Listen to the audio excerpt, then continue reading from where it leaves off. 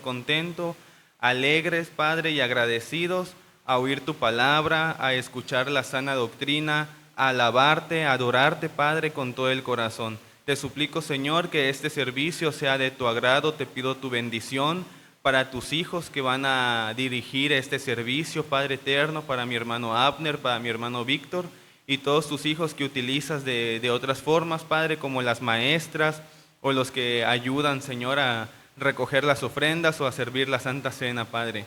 Te suplico, mi Señor, que todos aquí salgamos llenos de tu Santo Espíritu, Padre, y que nos bendigas.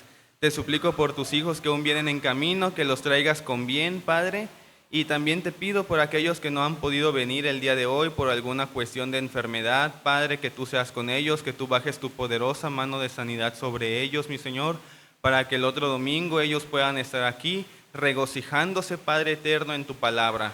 Te suplico pues, Padre, que todo lo que aquí se diga sea para tu honra y para tu gloria solamente, Padre, porque solamente tú eres digno de recibir toda la alabanza, Señor. Te lo pido, Padre, en el nombre todopoderoso de nuestro Señor Jesucristo. Amén. Bueno, hermanos, vamos a iniciar para la adoración a nuestro Dios. Vamos a buscar en nuestros himnarios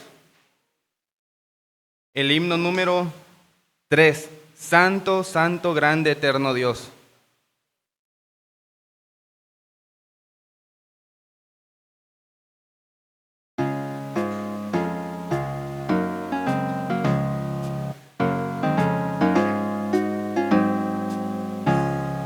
Santo, santo, grande, eterno Dios, con alegría hoy te alabamos, Rey de reyes, grande capitán, todopoderoso guerrero, honor y gloria, luz y dominio, tributaremos todos a ti. Santo, santo eres tú, Señor, Dios de las batallas, glorioso. Alabadle cielos, tierra y mar, toda su iglesia, sus mensajeros, alabanzas, cantos de loor. Hoy unidos elevaremos, pues majestuoso y reverendo, fuego y vida eres, Señor. Santo, santo eres tú, Señor, Dios de las batallas, glorioso, Rey de siglos, solo eterno Dios, veraz y justo, incomprensible, inmortal, autor de todo bien. Eres tú el anciano de días, y para siempre entonaremos el canto eterno de redención. Santo, santo eres tú, Señor, Dios de las batallas, glorioso. Amén. Venid, adoremos delante del Señor nuestro Hacedor. Salmo 95, 6. Amén. Bueno, hermanos, dejo el tiempo con nuestro hermano Abner, quien nos traerá la impartición de la Santa Cena.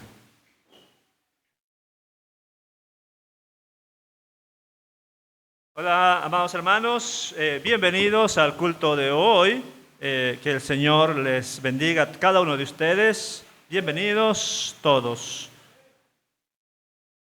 Bueno, el día de ayer el Señor, mi esposa y yo, nos permitió estar en una campaña evangelística de una iglesia pentecostal allá por, no se llama el Aguacate, en una zona rural, y bueno, nos permitió estar en ese lugar, compartir con otros hermanos que usan velos, las mujeres. Fue un buen tiempo, porque estamos llamados para bendecir a otros también con la exposición de la palabra.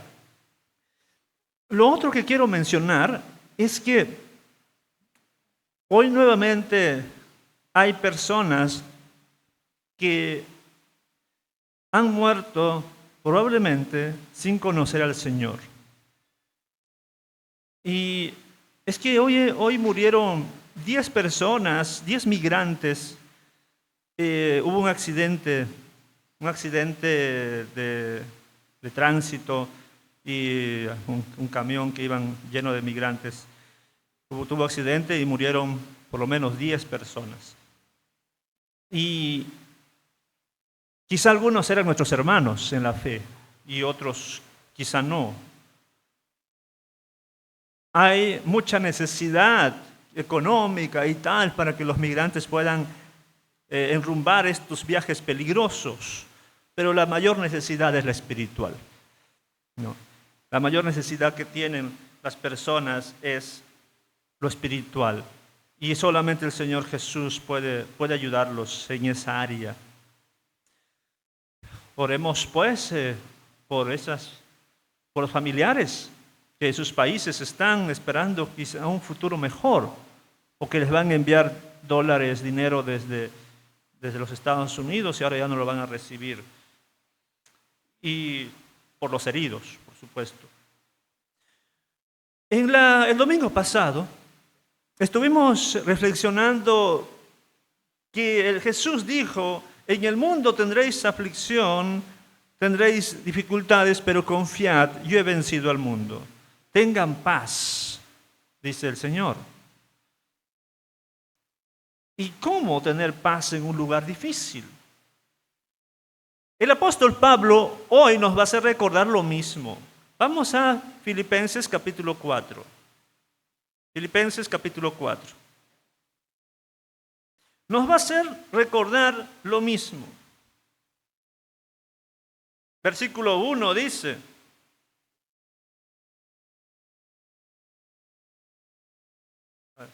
perdón que tengo que acomodar la visión.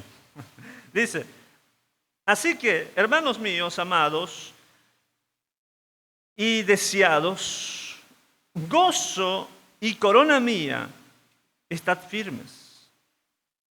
¿Ya? Hermanos míos, amados, gozo y corona mía, estad firmes en el Señor. Luego el versículo 4 va a decir: regocijaos en el Señor siempre. Regocijaos en el Señor siempre. Y uno se pregunta: ¿y por qué voy a regocijarme en medio de las dificultades? Comencemos primero reflexionando en el apóstol Pablo. Versículo 1. ¿Cómo considera el apóstol Pablo a la iglesia de Filipos? ¿Cómo los considera? Como sus hermanos que son amados y deseados. Amados, que los amo y deseo verlos. ¿Qué más les dice? Ustedes son mi gozo y mi corona. O sea, yo me gozo con ustedes, a pesar de que estoy en la cárcel y próximamente quizá voy a morir. A pesar de eso, yo me gozo de ustedes. Ustedes son la causa de mi gozo. Y son mi corona. Hermanos, estad firmes en el Señor. Analicemos la siguiente frase: estad firmes. ¿Significará que algunos de los cristianos no estaban firmes? Sí, algunos no estaban firmes. Pregunto ahora, ¿aquí en esta iglesia hay personas que están firmes? La reflexión del Señor o la invitación del Señor en este mandato es: estén firmes. Estén firmes.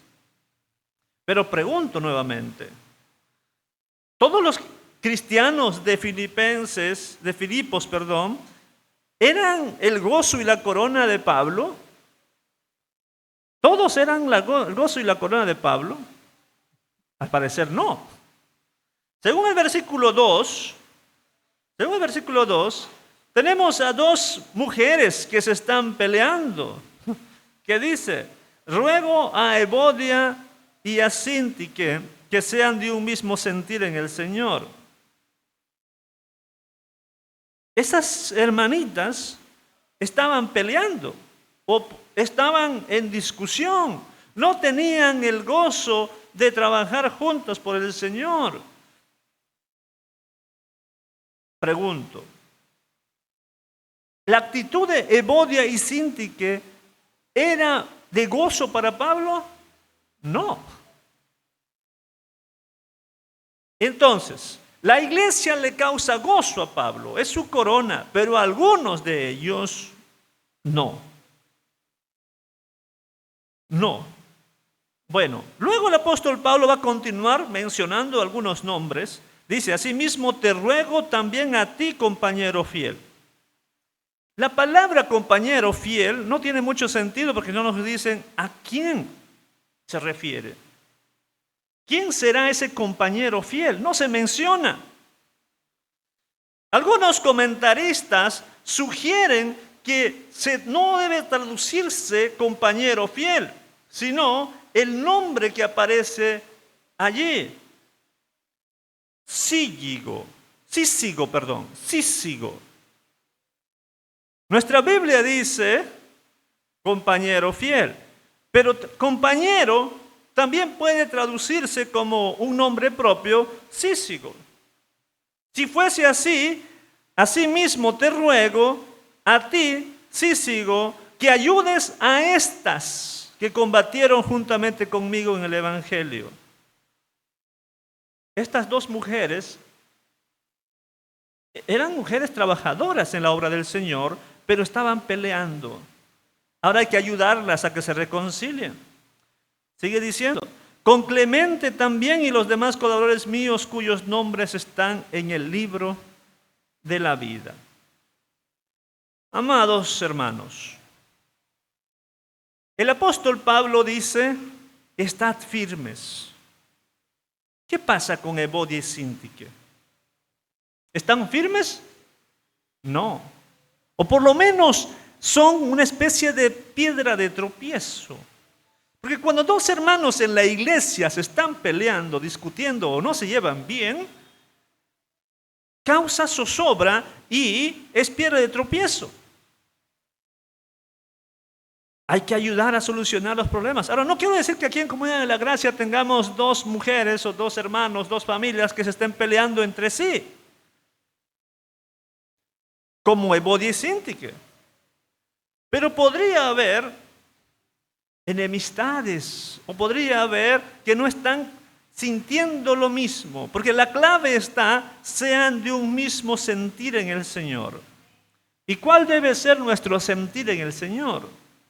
Honrarle, vivir para su gloria, servirle, buscar la santidad, etc. ¿Qué tiene que ver todo esto con Santa Cena? ¿Ustedes creen que Evodia y Síntique tomaban Santa Cena? Sí, tomarían Santa Cena, ¿no? Pero peleándose. ¿Eso es bueno? No. Porque no debe de haber enemistad entre los cristianos. No se puede tomar la Santa Cena con esa actitud. Debemos tomar la Santa Cena con una actitud de santidad. Pero Evodia y Síntique no tenían el mismo sentir. Y por eso hay que ayudarlas, dice el apóstol Pablo. Y por eso hay que estar firmes. Pregunto, ¿quiénes toman la Santa Cena? Los que están firmes en el Señor. En esta hora de la mañana, mi deseo es de que todos nosotros, todos los que estamos aquí, estemos firmes en el Señor. Y por eso vamos a tomar la Santa Cena. Mi deseo en esta mañana es que no tengamos la actitud de Evodia y Síntique que no tienen el mismo sentir. Mi deseo es de que seamos como esa vida anterior de Evodia y Síntique en las que combatieron por el Evangelio. O tengamos la actitud también de Clemente. Todo eso que se hizo, dice, ¿dónde está registrado? Sus nombres están en el libro de la vida. Por supuesto, hay discusión sobre qué significa el libro de la vida, qué significan los libros, ¿no? Porque hay libros. el libro de la vida, el libro de las palabras, el libro de las obras, etcétera, etcétera. ¿Cómo es eso del libro de la vida? Algunos entienden que el libro de la vida es donde están escritos todos los que han de ser salvos. Muy bien, porque eso dice Apocalipsis. Aquel que no fue hallado en el libro de la vida será lanzado al lago de fuego. ¿No me creen? Vamos a Apocalipsis capítulo 20. Conocemos ese pasaje como el juicio del trono blanco.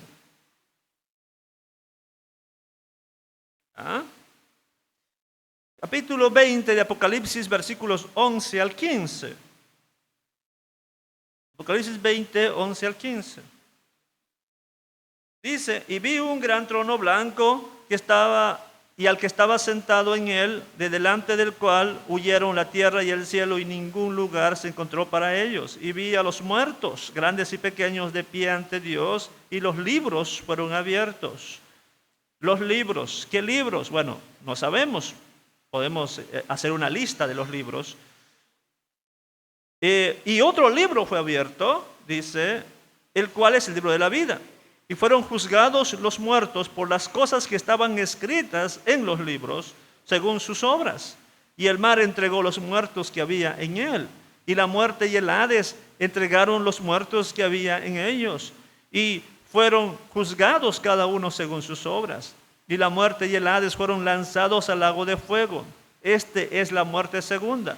El que no se halló inscrito en el libro de la vida fue lanzado al lago de fuego. La pregunta que debemos hacernos es, ¿libro de la vida es lo mismo en Apocalipsis que en Filipenses? Son dos autores distintos. ¿Se trata del mismo libro? Bueno, el autor principal es el Espíritu Santo, entonces quizá usó la misma palabra para referirse al mismo objeto. Si volvemos a Filipenses,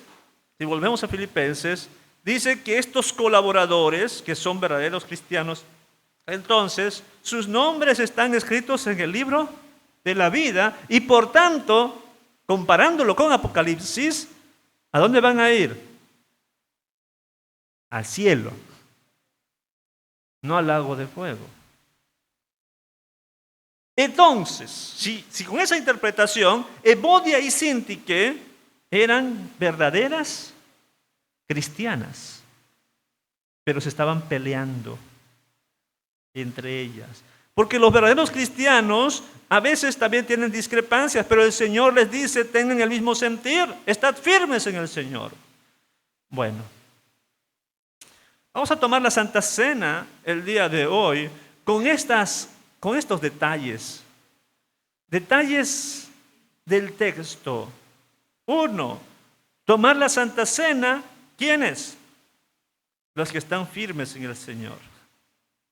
Tomar la Santa Cena, los que tienen el mismo sentir en el Señor. Tomar la Santa Cena, quienes combaten por el Evangelio. Tomar la Santa Cena, quienes ya sus nombres están en el libro de la vida. Y pregunto, si comenzamos con la última, ¿cuándo mi nombre llega a estar escrito en el libro de la vida? Cuando creo en Jesucristo como mi Señor y Salvador. Primero debo creer y mi nombre está escrito en el libro de la vida. Y luego debo combatir, debo mantenerme firme, ese mismo sentir en el Señor. Si no has creído en el Señor Jesús todavía, tu nombre no está en el libro de la vida y por tanto, si mueres, serás lanzado al lago de fuego, según lo que dice Apocalipsis. Ahora, ¿por qué debo creer? Porque Jesús murió en la cruz para salvarme.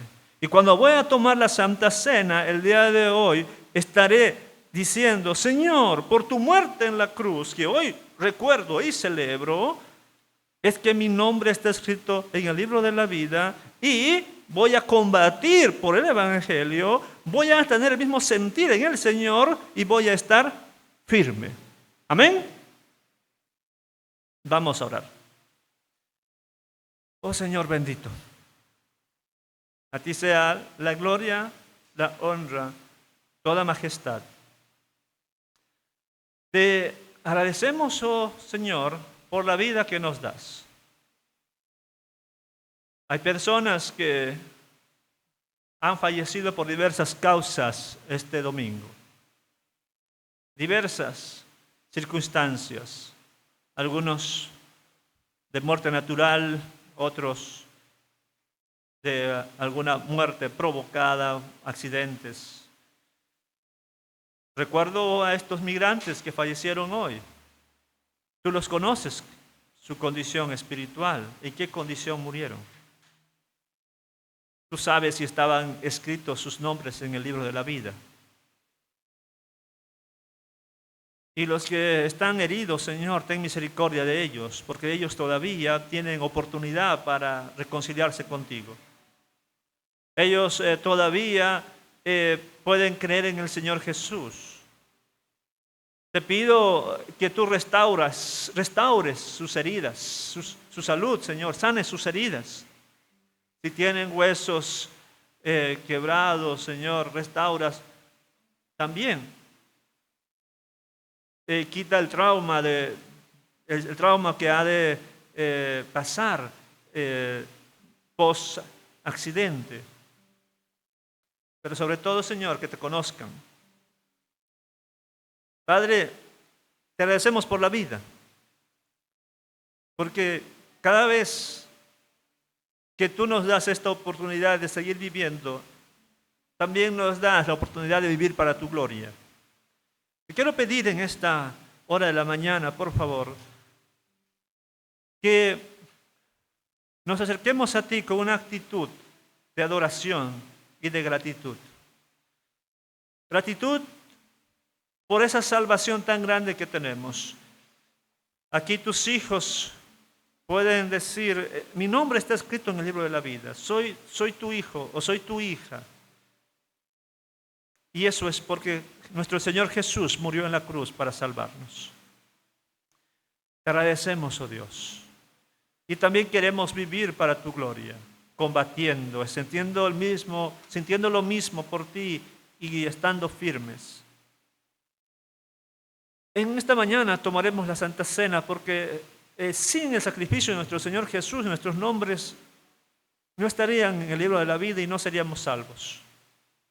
Por tanto, te pido que bendigas el pan que representa el cuerpo de nuestro Señor y la copa que representa la sangre de nuestro Señor, que fue entregado por amor de nosotros, los pecadores, el justo muriendo por los injustos. Gracias, Señor. Muchas gracias. Bendice la Santa Cena, por favor. Oro en Jesucristo. Amén. Estamos en 1 Corintios, capítulo 11, versículos 23 al 26. 1 Corintios, capítulo 11, versículos 23 al 26. Dice el versículo 23. Porque yo recibí del Señor lo que también os he enseñado, que el Señor Jesús, la noche que fue entregado, tomó pan. Y habiendo dado gracias, lo partió y dijo, tomad, comed, esto es mi cuerpo que por vosotros es partido. Haced esto en memoria de mí. Los que tenemos el pan podemos participar.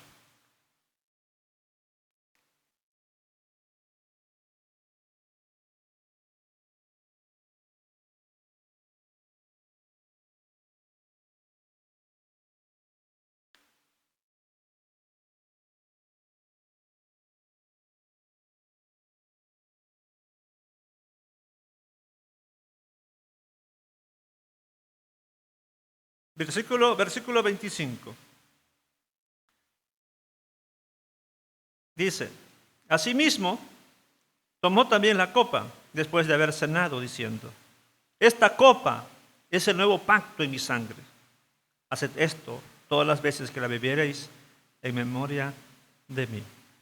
Porque tenemos la copa, podemos participar.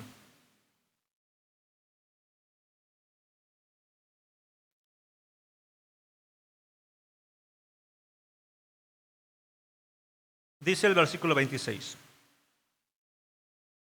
Así, pues, todas las veces que comieres este pan y bebieres esta copa, la muerte del Señor anunciáis hasta que Él venga. Vamos a orar.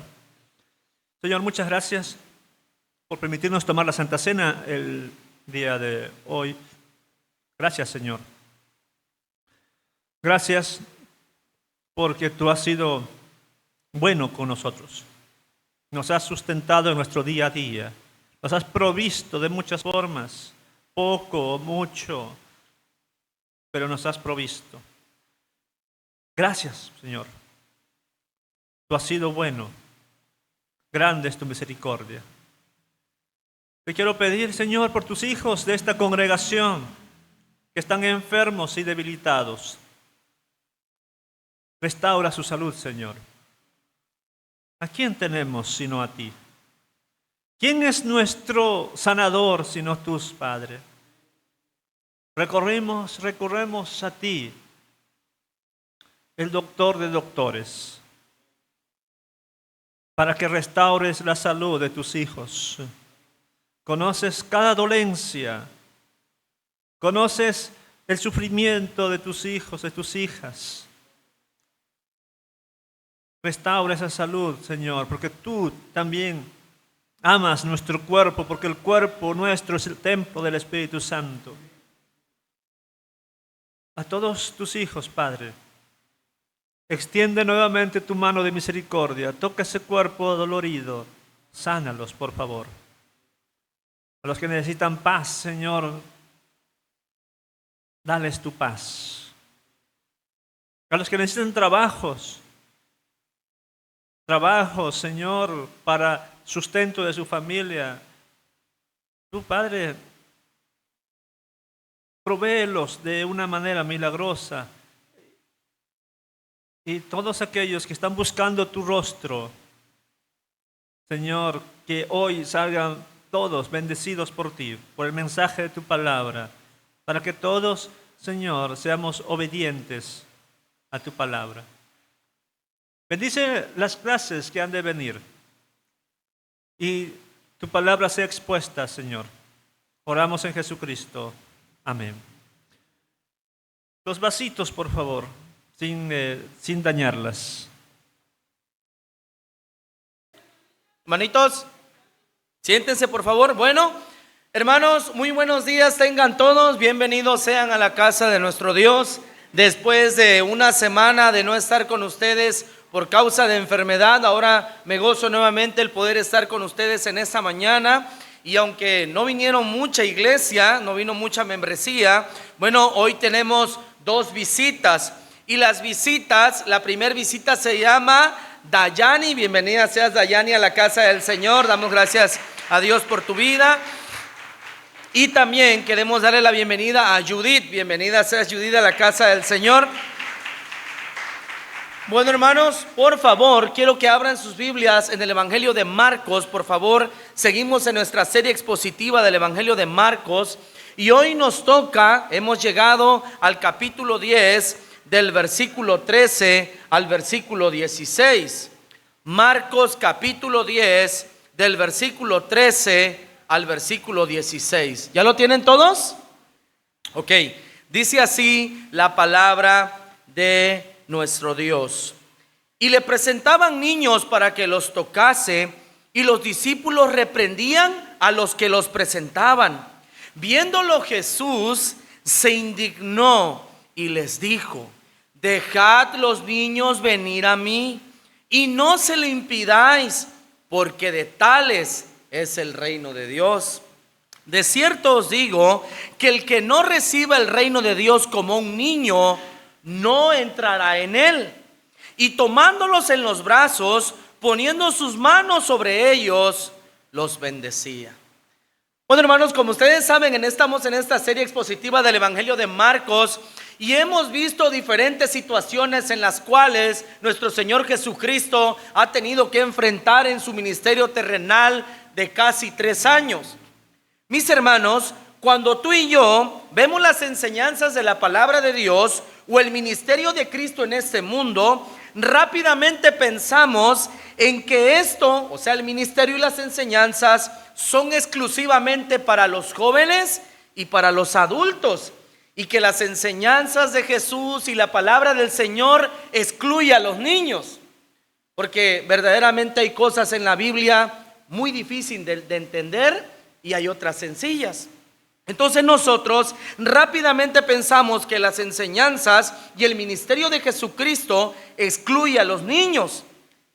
Sin embargo, hermanos, en este pasaje de las Escrituras que hemos llegado en esta mañana, hermanos, nos revela que Cristo tiene un amor especial por los niños. Y no solo eso, sino que los niños son representantes y parte del reino de Dios en este mundo. Vuelvo a repetir lo siguiente: Cristo tiene un amor especial por los niños. Y los niños son representantes del reino de Dios en este mundo. ¿Y saben qué es lo más glorioso, hermanos? Que este pasaje que acabamos de leer nos revela otra característica del carácter de Cristo, de cómo era Él. Porque, mis hermanos, ¿será que a una persona amargada y frustrada se le acercan los niños? No. Cuando una persona tiene amor por los niños, tiene que ser de un espíritu jovial, tiene que ser una persona alegre, una persona realizada, porque solo una persona que demuestra amor se le acercan los niños. Y la verdad es que aquí podemos ver en este pasaje que Cristo no solo les ama, que ellos son representantes de Dios en este mundo, sino que el mismo Cristo mostraba un espíritu jovial, tierno y amoroso hacia ellos. Y es por eso que en esta mañana, mis hermanos, vamos a meditar bajo el tema titulado El amor de Jesús por los niños. El amor de Jesús por los niños. Y el primer encabezado, el punto número 1, lo encontramos en el versículo 13, y yo he llamado a este encabezado: los discípulos reprenden a unos padres que traían sus hijos a Jesús. Los discípulos reprenden a unos padres que traían sus hijos a Jesús. Vamos al texto, vamos a leerlo. Versículo 13.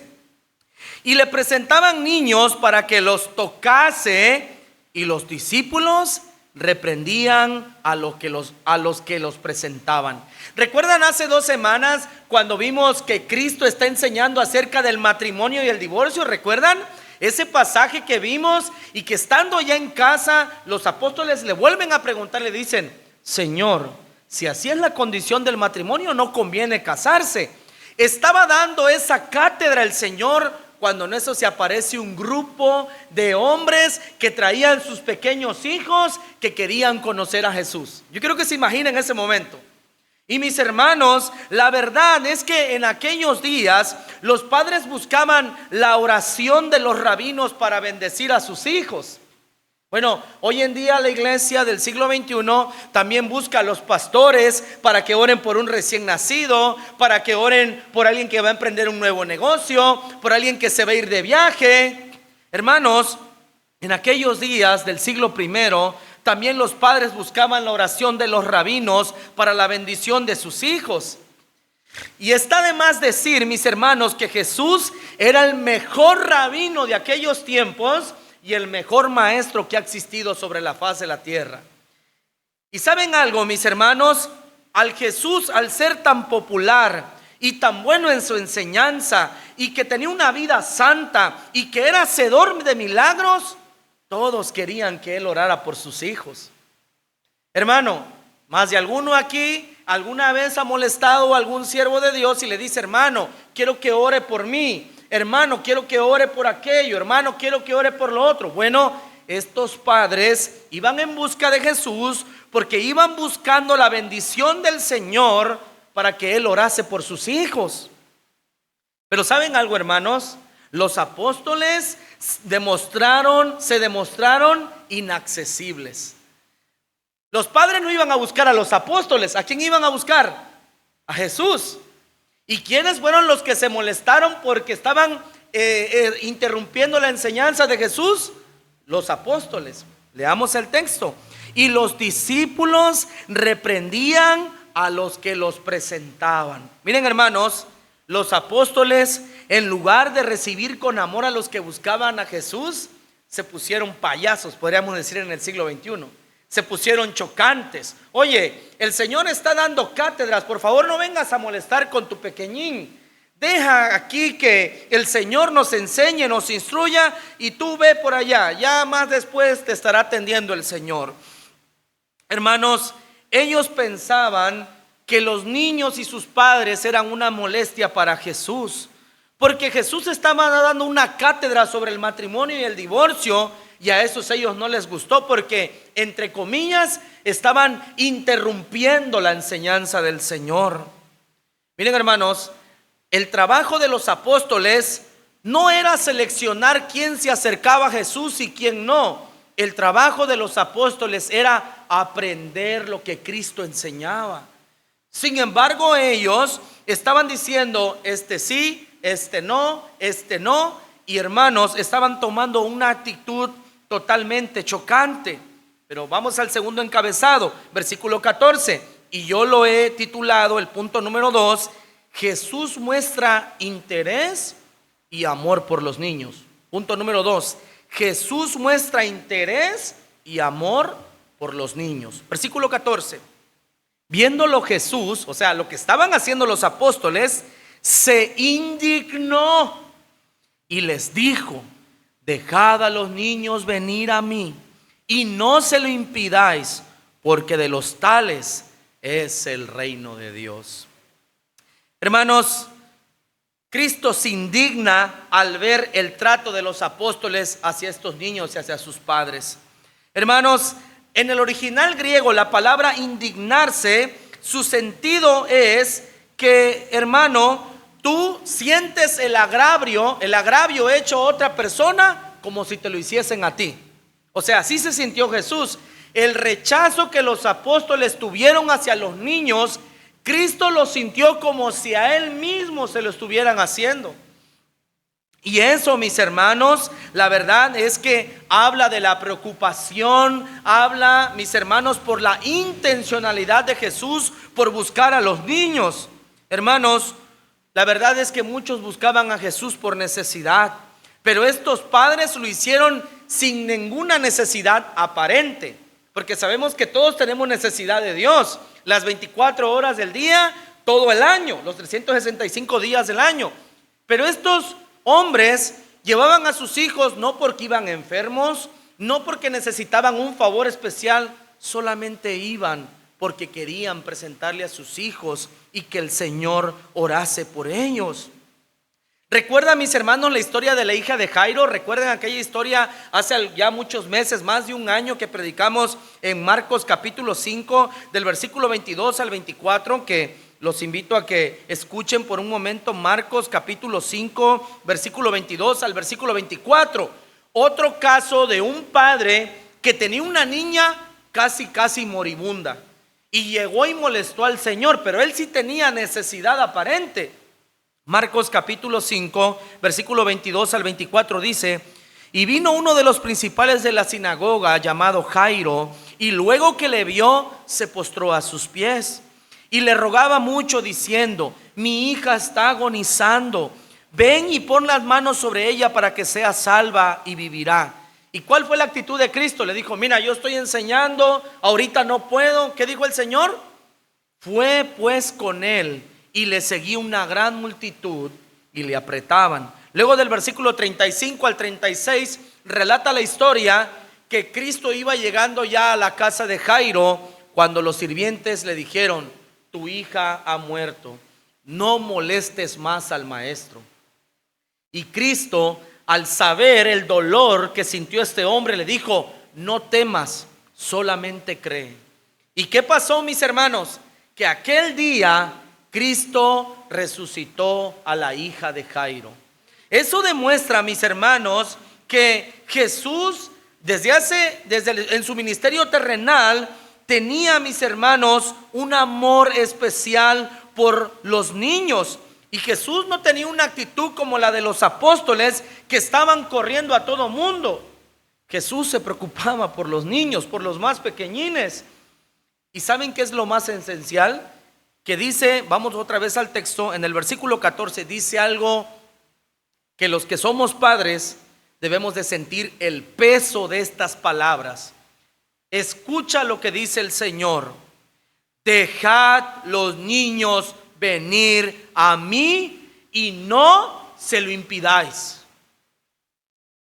Miren, hermanos, el peso de estas palabras tiene que retumbar en nuestros oídos y en nuestros corazones. Hermanos, Jesús dice que dejen venir a los niños a Él y que no se lo impidan. Estas palabras tienen que retumbar en nuestros corazones, especialmente en aquellos que somos padres. Miren, hermanos, estos padres estaban haciendo bien. Ellos estaban llevando a sus hijos a Dios. En la ley, en toda la palabra del Señor, manda a buscar a Dios, a los padres, y enseñarle también a sus hijos a buscar de Dios. Los padres tenemos que ser la mejor escuela espiritual que tienen nuestros hijos. Y no solo espiritual, sino intelectual, de todo, mis hermanos. Nosotros tenemos que ser los mejores maestros que nuestros hijos puedan tener en este mundo. Cristo está diciendo: dejen que los niños vengan a mí y no se lo impidan. En Deuteronomio capítulo 6, del versículo 4 al 7, Cristo dice: oye Israel, y luego dice: amarás al Señor tu Dios con todo tu corazón, con toda tu mente y con todas tus fuerzas. Y luego dice: y estas palabras que yo te mando hoy, se las enseñarás a tus hijos, y hablarás de ellas estando ¿dónde? En tu casa, y al acostarte y al levantarte. O sea, en todo momento, hermanos.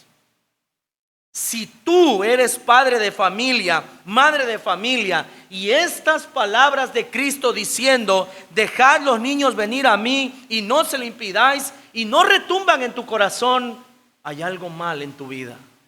Para empezar, puede ser que tú mismo estés lejos de Dios, porque aquel, mis hermanos, que entiende que servir a Dios y conocer a Dios es lo mejor, estas palabras tienen que retumbar en nuestros corazones. En estos días que yo hacía la exégesis y todo en la semana, estas palabras retumbaron grandemente en mi corazón. Y me hice la pregunta: ¿verdaderamente estoy llevando a mis hijos a Dios? ¿O se lo estoy impidiendo? ¿Cuál es la respuesta? ¿O estoy tomando inconscientemente la actitud de los apóstoles? Miren, hermanos, Cristo dice que los dejemos ir a ellos, porque nuestros hijos, entre comillas, nuestros, no son nuestros, le pertenecen a Dios. Porque Él es quien es, Él es el creador de toda la vida que hay en este mundo. Nuestros hijos no nos pertenecen, son de Dios. Y en el Antiguo Testamento, no recuerdo el profeta, Dios le dice, recriminándole al pueblo: ustedes asesinaron a mis hijos sacrificando a los ídolos. No recuerdo el profeta, se me va en este momento, pero Dios se lo reclama. Dice: los hijos que yo te di, tú los sacrificaste a Moloch, pero son míos. Esto es serio, hermanos. Y en esta mañana, en el Nuevo Testamento, el Señor nos está diciendo: los pequeñines que yo te he dado en este mundo no son tuyos, son míos. Déjalos que vengan a mí. Miren, hermanos, debe de ser la máxima preocupación en nuestras vidas. Pero ¿cómo nosotros llevamos a nuestros hijos a Dios? Ahí van unos consejos. Número 1, orando con ellos. Orando con ellos en la mañana, a la hora de la comida, cuando dormimos. No sé, hermano, yo no sé qué estilo de vida tengas. 2, que Él te vea leer la Biblia. Si tu hijo todavía hoy no sabe leer, bueno, que te vea por lo menos que tú la lees. Y si ya sabe leer, por lo menos que lea los salmos, que lea proverbios. No que vaya a leer profecía, pero sí que lea lo más sencillo de la Biblia. 2, que asista regularmente a la iglesia, que entienda que venir a la iglesia es una responsabilidad y un privilegio dado por Dios a aquellos que somos sus hijos. Y el más importante, dándoles buen ejemplo de vida. Dándoles un buen ejemplo de vida.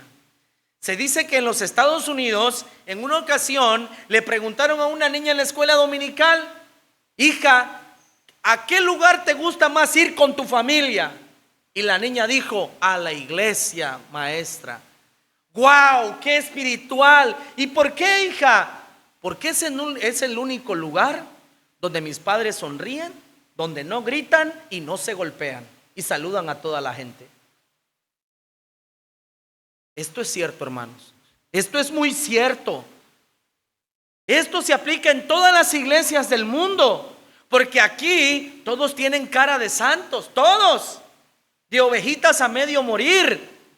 Pero ¿qué tal en casa?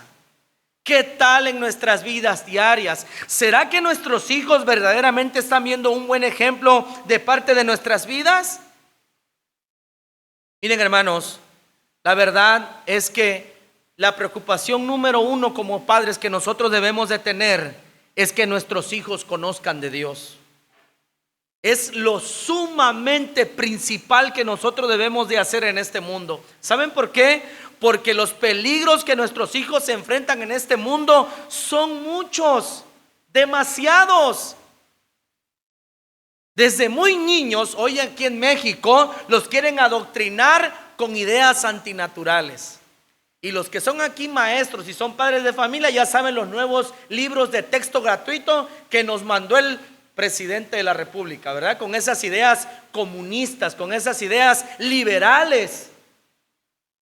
Hermanos, son peligros grandes que nuestros hijos están enfrentando.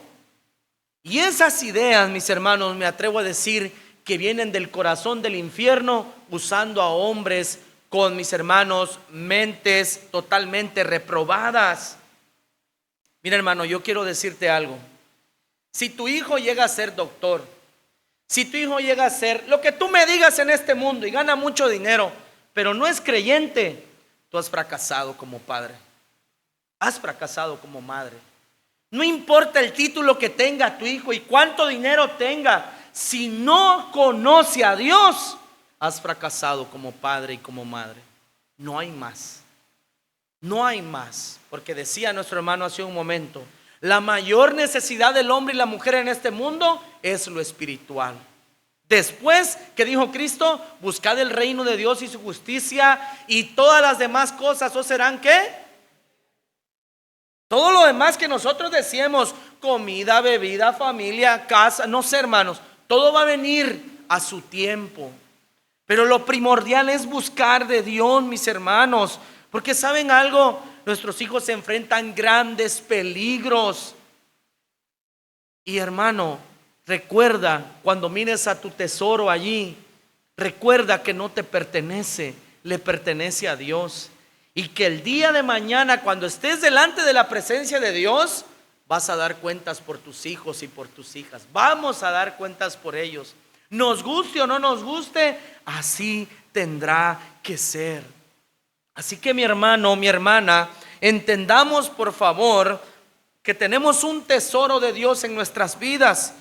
Y no solo eso, mis hermanos, que tenemos el deber de llevarles hacia los pies del Señor, porque a Él le pertenece. Allí mismo, la última parte del versículo 14 dice, la primera parte dice, dejad los niños venir a mí y no se lo impidáis. Y aquí viene algo interesante, la última parte, porque de los tales es el reino de Dios. Cuando tú escuchas la palabra reino, ¿qué te imaginas, hermano? Un lugar magnífico donde hay un rey, porque no puede haber reino si no hay rey. Bueno, el reino de Dios, Dios es el rey. Y en ese reino, mis hermanos, los niños son los primeros, o por decirlo así, los que van delante de todos. Ellos son los máximos representantes del reino de Dios en este mundo, hermanos. Y no lo estoy diciendo yo, lo está diciendo el Señor. No son palabras de un líder eclesiástico, son palabras del Rey de Reyes y Señor de Señores. No hay más, hermanos.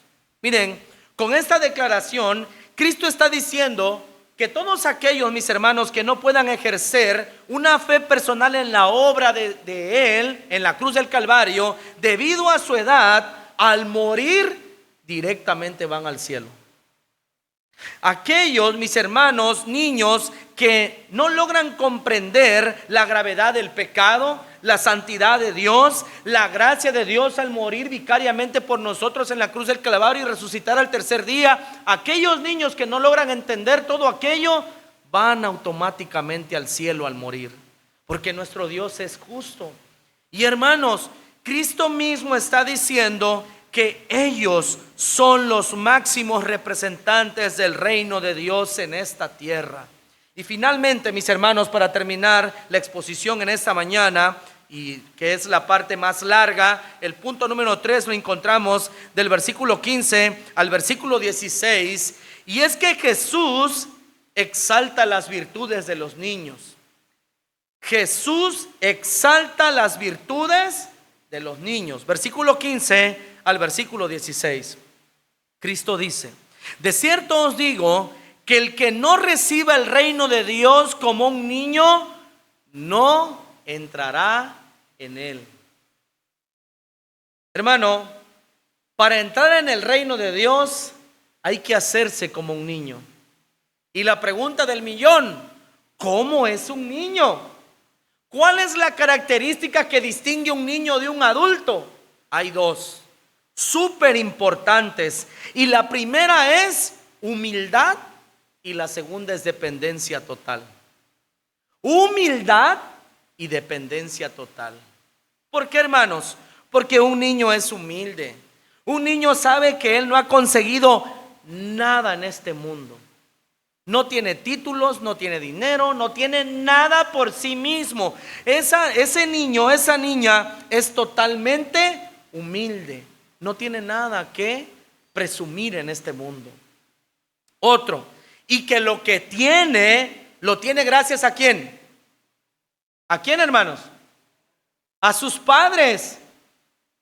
Bueno, mis hermanos, así también debemos de ser nosotros, si queremos entrar al reino de Dios, totalmente humildes. Porque ¿saben algo, hermanos? Así nosotros también debemos de reconocer que todo lo bueno que poseemos de este lado de la eternidad es gracias a ¿quién? ¿A quién, hermanos? A Dios, a nuestro Padre Celestial. Y que no tenemos absolutamente nada en qué gloriarnos. Nada, hermanos, porque todo lo que tenemos bueno en este mundo es por la gracia de Dios. ¿No me crees? ¿Te lo demuestro? Allí va. ¿Puedes gloriarte en que eres salva, en que eres hija de Dios? ¿Qué hiciste para ser hijo de Dios o hija de Dios? Nada. Solamente arrepentirte y creer en lo que Cristo hizo por ti. Dos, ¿te glorías en tu familia? ¿Cuánto te costó formar a tu hijo en tu vientre? ¿Cuánto te ha costado mantenerlo con vida hasta el día de hoy? ¿Quién sostiene a tu familia con vida? Dios. Tres, ¿te sientes grande por el dinero que tienes, el trabajo que tienes, el nombre que tienes en este mundo? ¿Quién te ha dado todas las cosas? ¿Quién le dio la economía a tus padres para que ellos pudieran mandarte a la universidad? ¿Quién abrió puertas y movió corazones, voluntades para que tú tengas ese trabajo hoy? ¿Quién, mi hermano, te ayudó para que tú seas un poco inteligente en este mundo? ¿Quién te ha dado esa sabiduría? Dios. Pregunta, ¿tienes algo de qué gloriarte? ¿Tenemos algo de qué decir? Hey, el Señor tiene suerte de que yo sea su hijo, su hija. No, mi hermano. Un niño es totalmente humilde y Dios quiere que los cristianos del siglo XXI entendamos que tenemos que ser totalmente humildes. ¿Qué dijo el Señor? Venid a mí que soy manso y humilde de corazón. ¿Y qué cosa? Y aprended. Aprendan que soy manso y humilde de corazón. Miren, hermanos, sé que vivimos en un mundo que no exalta la humildad. que exalta lo contrario, la antítesis de la humildad, que es el egoísmo. Y más hoy con las redes sociales, las series que muestran, yo siempre lo he dicho, abogados que todo lo saben, mujeres empoderadas, dicen ellas, están actuando. Es un guión sobre el cual están. En la vida práctica diaria esa actitud no sirve, porque todos dependemos de todos. ¿Te pongo un ejemplo? Pues si no me lo crees, ¿quién es dueño de una empresa aquí? Nadie. ¿Eres trabajador? Ok. ¿De quién dependes? Dependes de un patrón, dependes del dueño, dependes de muchas cosas. Si tú llegas con una actitud prepotente de que no necesitas de nadie, ¿qué pasa? Te corren. Yo soy el pastor de esta iglesia por la gracia de Dios. Bueno, yo necesito de ustedes. Y ustedes también necesitan de mí. Todos necesitamos de todos en este mundo. La humildad es importante, hermanos, en el reino de Dios y también en este mundo. Si tú no eres humilde, tú nunca vas a conseguir nada. Ni en las cosas espirituales, ni en este mundo. Porque a donde quiera que vayan, así te van a correr. Y finalmente, hermanos, un niño es totalmente dependiente de sus padres. Los que somos padres, miren hermanos, los que somos padres, mi Pablito es el que más pide cosas, ¿verdad? Y mi Pablo piensa que yo tengo recursos ilimitados, ¿verdad? Cuando pasamos por una agencia de autos y mira una camión, papi, cómprate una camión. No tengo esos recursos, pero él piensa que si los tengo. Así creo que lo mismo hacen sus hijos también con ustedes. Nuestros hijos piensan que tenemos recursos ilimitados. Ellos piensan que nosotros somos perfectos. Mi papá todo lo sabe, ¿eh? Todo lo sabe. Y no solo eso, sino que también no tiene miedo, ¿verdad? Porque nuestros hijos piensan que nosotros somos los superhéroes de la casa. Pero miren, hermanos, así con esa actitud que tienen nuestros hijos hacia nosotros, así con esa mirada de dependencia, así con esa mirada de que nosotros somos perfectos y que no tenemos temor y no tenemos errores, así quiere el Señor que nosotros le veamos a Él. Yo les hago esta pregunta: ¿Dios tiene recursos ilimitados? ¿Sí o no? Sí, amén, claro que sí. Y como les he dicho, para que uno llegue a ser feliz, no solamente es economía, también es espiritual, intelectual, familiar, social, de todo. Y todo proviene de la mano de Dios. Mira, mis hermanos, así como tu hijo te ve con un poder adquisitivo ilimitado, así como tu hijo te ve perfecto y sin temor, así quiere Dios que nosotros seamos dependientes del Señor. Dios quiere, mis hermanos, que nosotros confiemos en Él totalmente, porque, mis hermanos, Él verdaderamente tiene recursos ilimitados para nuestro bien. En Juan capítulo 15, versículo 5, Cristo dijo: porque separados de mí, nada podéis hacer. Mi hermano, ¿qué nos enseña este pasaje de las Escrituras? Hemos terminado, pero vamos a cerrar con las aplicaciones. ¿Qué nos enseña este pasaje de las Escrituras? Bueno, uno, que los niños son muy especiales para Dios. Los niños son muy especiales para Dios. Dos, que no debemos de tener una actitud incorrecta hacia ellos como lo tuvieron los apóstoles. Tres, que debemos de llevar nuestros hijos a Dios porque a Él le pertenecen. Cuatro, que nuestros hijos son los máximos representantes del reino de Dios en esta tierra. Y seis dice que debemos de aprender de ellos y que debemos de tener humildad y dependencia total de nuestro Padre Celestial que está en los cielos. Y bien haríamos con observarlos a diario en nuestros hogares y dar gracias a Dios por sus vidas, porque muchas veces debido al trabajo, a las presiones que vivimos a diario, a veces nuestros hijos terminamos sintiéndolos como una carga, pero verdaderamente, mis hermanos, es una gran bendición de Dios para nuestras vidas en este mundo. Así que, mi hermano, cada que nosotros pensemos mal contra ellos, recuerda, Cristo tiene un amor especial por los niños. Vamos a orar, vamos a darle gracias a Dios por su palabra. Señor, te damos gracias, Padre bendito, en esta hora de la mañana, por la oportunidad, Padre, que nos has dado de escuchar este pasaje de las Escrituras.